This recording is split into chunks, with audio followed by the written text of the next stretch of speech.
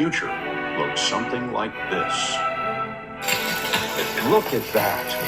Oh my goodness. They've got a pretty good kick on them. Can still get a good game. A soccer match at DeepMind looks like fun and games, but here's the thing. Humans did not program these robots to play. AI is taking over the world. At first it annoyed me. Dare I say, even intimidated me. Yes, we use it to think, plan, create, communicate. But then I realized there is nothing more powerful than the human brain. T-minus 5, 4, 3, 2, 1.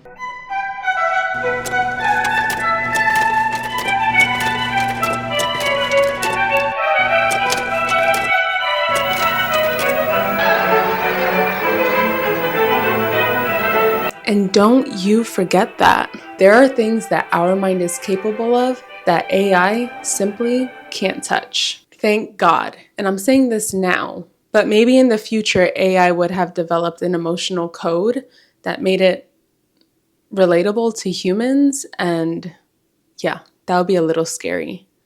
But as of right now, creators, writers, we're okay. We're okay. I want to break down what the brain is capable of so that you can get inspired and start using it skillfully instead of letting it just sit there in that beautiful head of yours. How the average person uses their brain. I will be using researched articles for reference. Let's think of the brain as a magical supercomputer. I'll tell you why it's magical later. Stick around for that. I don't think many people realize what the brain is capable of. Now, when I say the average person, I mean people who go to work, come home, cook, take care of their kids, watch TV, doom scroll, repeat. And if this is how you choose to live, there is nothing wrong with that. I'm not here to offend anyone. But if you feel like there's more to life than that, then you're in the right video. You're probably watching this video because you want to improve and utilize your brain skillfully to progress you to your success. So given the schedule of work, come home, cook, do house chores, doom scroll, TV, sleep, repeat, we find that there is no intentional exercises to grow the mind. When you're at work, yes, you use your brain to talk to customers. We all communicate. And typically, if our job is boring and mundane, we're most likely bored or unenthusiastic. A schedule that lacks neurostimulation, in my opinion, translates to using 10% of your brain. I never understood that concept, that the average human uses 10% of their brain. Well, according to psychologicalscience.org, there is no way to measure our utilization of our brain. There's a link down below in my description if you would like to continue reading more about that. There are also pictures that give examples of what it looks like when someone is using their brain to its full potential. We see areas of the brain lit up versus what it would look like if it was 10%, and the math doesn't math. We have plenty of evidence for people society would deem as intelligent or a genius. In other words, a master of their field. For example, Albert Einstein. I speak about him a lot and I'm beginning to think I'm obsessed with him. Anyways, Einstein wasn't always a genius. In fact, he didn't perform well in school. He would get low grades. He even had a teacher tell him, "Nothing will become of you." What kind of teacher are you? What? I don't get it. As he progressed in academia, he grew an interest in physics and theoretical physics. He wrote one of his first articles called "Liquid Rising in a Straw." That sounds pretty interesting.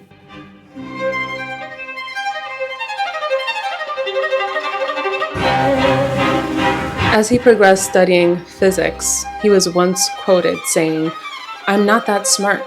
I just spend more time with a problem." He would challenge existing works of physicists by dissecting their theories. He was known for using his imagination through visualizing concepts while trying to make sense of them. He intertwined his creativity with analytical thinking. He developed his intelligence by dissecting and studying physics. He was very passionate about it. He gave a lot of his focus and attention to this area. And because of that, he was very intelligent. I believe anyone can do this if they have the passion or drive to study, understand, dissect, educate, use imagination in ways that are substantial, thinking outside of the box, becoming a visionary. What most people don't understand is that we are capable of becoming intelligent on a subject. Whatever you're passionate about, you can study it, you can dissect it, you can go to the base of it and grow from there. We are all uniquely gifted. Unfortunately, a lot of people don't realize this about themselves. In order to get there, it takes curiosity, passion, dedication, perseverance, and studying. Elon Musk, he is a visionary, he's intelligent, he's innovative, he's smart. He's had a lot of concepts that haven't come to manifest, but he's also had concepts that have come to manifest. For example, Neuralink. Have you guys looked into that? It's crazy. It's a device that links to your mind, your brain, and with it, you can control a computer or a technological device. Dude isn't even a rocket scientist. He did a lot of his research, a lot of reading on rocket engineering. Even though he's still not a professional, he still has a lot of the knowledge base. He taught himself a lot through reading books. And then he partnered with John Garvey, and together they created SpaceX. Why is he a visionary? He wants to go to Mars. He wants humans to go to Mars because he believes there's life on Mars. It is also said that Elon Musk takes on the core principles of what he is learning before moving on to the complexities of what he's learning. He builds a foundation. He understands basic concepts before moving on to the next level. According to Inc.com, Elon says to people who are interested in reading, he says, "I think people can read a lot more than they think they can. People sell themselves short without even trying." I remember being in school, high school specifically, and studying and feeling like, how am I supposed to retain all of this information, including math and science? The mind does it. It has so much storage that people think that they're very limited. You're not. The brain is truly magical. It's like almost unlimited.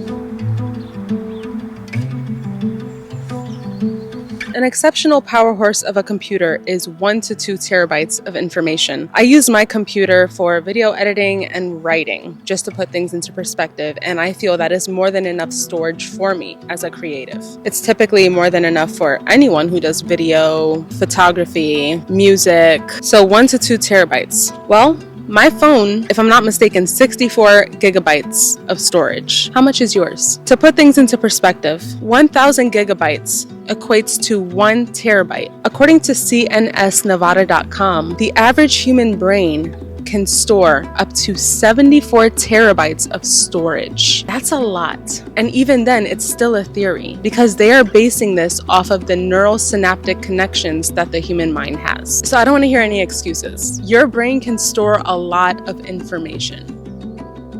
The best way to implement long-term memory into your mind is through practicing and educating others on what it is that you have learned, and it is sure to stick. Also, taking notes.